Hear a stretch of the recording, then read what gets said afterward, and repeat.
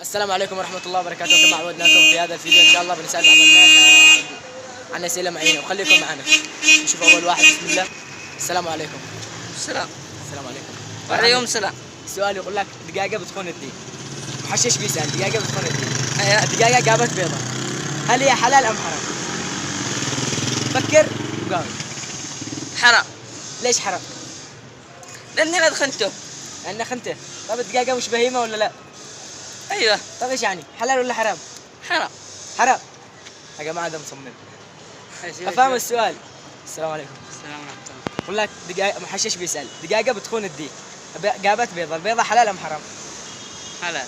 ليش حلال؟ ليه ما تخونه؟ كيف تخونه؟ إيه اللي بتخونه مع ديك آخر، وجابت بيضة من الديك الآخر. قاو خليك هنا في الكاميرا قاو. والله ما أنا داري. حرام. حرام، متأكد؟ أيوة.